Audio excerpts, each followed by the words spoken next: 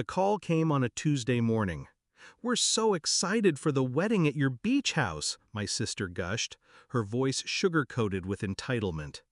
My beach house, the place I bled for, sacrificed for, starved myself of vacations and luxuries just to own. And there she was, claiming it as if I'd signed it over. I didn't argue, I didn't correct her, I just let her words hang. And in that silence, the plan began forming. Hashtag. When I was a child, I watched my parents treat ownership like a collective game. "What's yours is ours," they'd say. It sounded warm then. It rotted as I grew. Every paycheck I earned as an adult was treated like a family fund. My success wasn't mine, it was theirs. When I bought my first car, my brother borrowed it until it was dented. When I rented my first apartment, they crashed on the couch for weeks. Gratitude? None. So when I finally bought the beach house, keys cold in my palm, waves crashing outside the windows, I made a vow. This one thing would be mine, not ours, mine. But greed never respects boundaries. It started with whispers. My cousin slipped, mentioning how the wedding at the beach will be perfect. I frowned, pretended I didn't understand. Then the group text arrived, photos of floral arrangements, catering menus, seating charts, all captioned, "For the beach house." My beach house.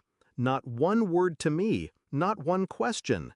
They didn't even ask. They assumed. Assumption is the sharpest insult. It declares ownership without consent. I scrolled through the messages in silence, pulse steady, jaw locked. They thought they had me cornered. They thought family obligation was a chain, but I had cut those chains long ago. I didn't rage. Rage wastes time. I strategized. Let them dream. Let them plan. Let them order cakes and book photographers. The deeper they invested, the sharper the break would feel.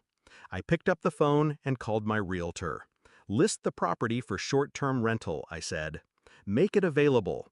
Block out 1 week, my sister's wedding week." She hesitated. "That's when your family—" "Exactly," I cut in. "Find me tenants who won't cancel. Control is best served with a smile." And mine never wavered.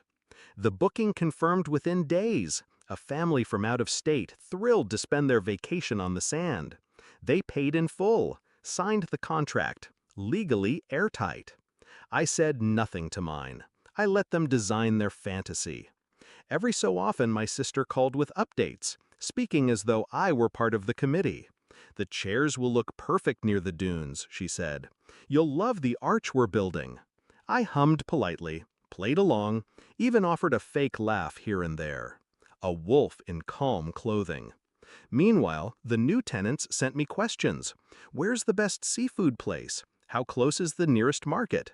I answered each one with care. They weren't guests. They were pawns in a larger play. Setup day arrived.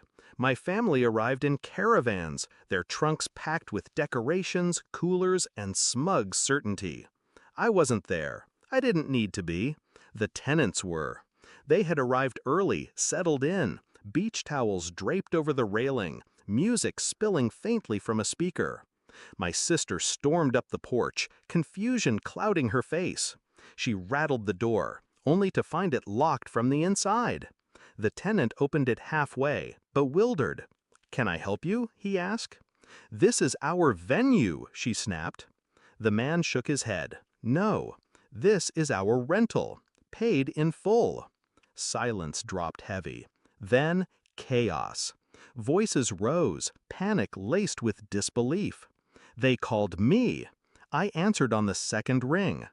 "There must be some mistake," my mother shouted. "No mistake," I said evenly. "That week was booked months ago." "You knew," my sister hissed, her voice breaking. "Yes," I replied, calm, surgical. I knew. They demanded explanations. They accused me of betrayal. The irony almost made me laugh. "You never asked," I said. "You never once thought to treat it as mine. You took, as always." My sister's fiancé tried to bargain. We'll pay double to the renters. Not possible, I cut in. They have a contract. And unlike you, they respect agreements. On the other end, silence. Just breathing, heavy with humiliation. They scrambled last minute to find another venue, a community hall hours away, stripped of the ocean view they bragged about for months. Their photos looked cramped, joyless, desperate. I didn't attend. I didn't need to be. My absence was louder than my presence ever could be. Sitting on my deck weeks later, the waves steady and eternal, I thought about that day, about the look on their faces when ownership slammed the door in theirs. For once, they couldn't claim what was mine. For once, they couldn't twist yours into ours. They wanted a wedding at my beach house. What they got was a reminder what's mine will never be theirs.